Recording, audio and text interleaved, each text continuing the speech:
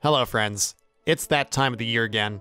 It's time for a new season of internet car racing featuring chaos, wanton destruction, classical music, and somehow an ever-growing subculture within iRacing that is ARCA Break Weekly.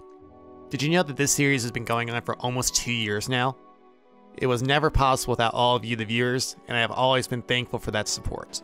You've always been understanding, and the biggest change this season will definitely bring some excitement, or, maybe you'll actually be horrified when you see this schedule I've created, but here's the big change for this season. And the big change is that ARCA Break Weekly is going on tour. In place of multiple repeat tracks in the ARCA schedule, which are off weeks, we will visit a selection of races from all around the sim, including Oval Series, Road Series, and perhaps even Dirt as well. We'll see. Schedule subject to change. But I feel that this is the best thing for me going forward, and I've received nothing but positive feedback. With that said, look upon my heinous schedule and despair. I've already witnessed some races here this week, and Jesus Christ, they have just been atrocious. You know what's even worse? One of the races I saw has immediately gone into the vaults. We couldn't even make it one day after the first one was released, and now I already have another. Our first stop in the tour is NASCAR Legends at Talladega. These are so much fun to drive, and you'll definitely see me driving here a lot this week. These cars have no restrictor plates, they have no roof flaps, so if you see one being turned at high speed, you better run for the hills.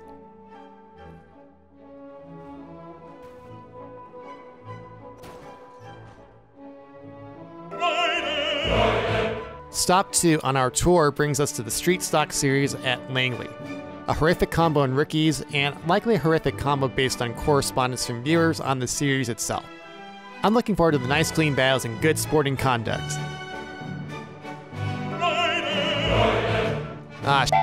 Here we go again. It's ARCA at Daytona. It's the one combo that started it all, and there's nothing I need to say. You already know what to expect. May God help us all. And look, it's a twin ring, 2 for the price of 1. You get an oval and you get a road course. The race is on the oval, but outside the IndyCar and road racing regulars, does anyone actually own this track?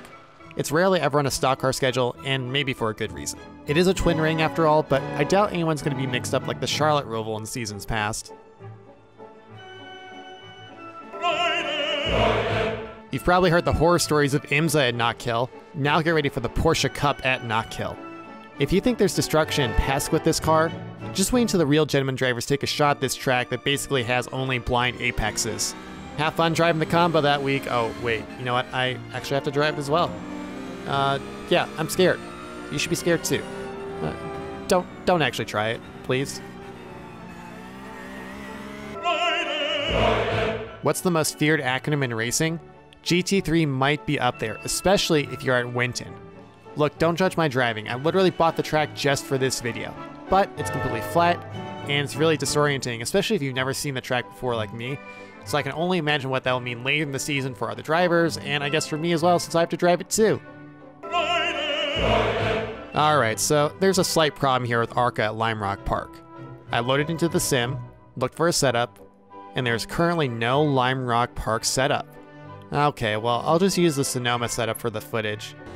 The car gets squirrely over the hill if you don't lift, and herein this presents a problem. If you lift, you get ARCA braked. If you don't lift and spin, the field dies, and you get ARCA braked anyway. It's big time C-Fix, baby, and it's trucks at Kansas. This might as well be Daytona because it's almost flat out the whole way around, and there's a sweet, sweet apron on the front stretch to make desperate moves to get around somebody. What could possibly go wrong?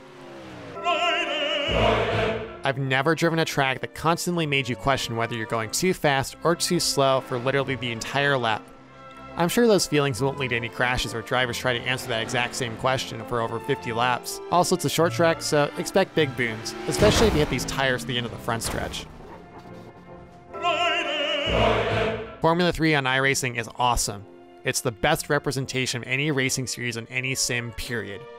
Drivers in over their head, drivers with 100% aggression, drivers with disregard for all safe driving practices. It's perfect. And they'll be at a track where almost every sector can have a track blocker, so I'm sure it's going to be great, right? And then we end the season at Las Vegas with ARCA. There'll be multiple lines available for you to use, including a front stretch apron, which barely has a car width available for it, and the speeds will be very high in the evening. So it will be fun to drive, but you're kind of reliant upon other people being safe and smart, which can be asking a lot sometimes, really in any split. And that's our schedule for the season. I plan to continue running War Correspondent races with time permitting for all of these tracks, and I'm looking forward to seeing the usual destruction with ARCA, and some new faces and places in other series. Thank you again for all the support, and I'll see you next time.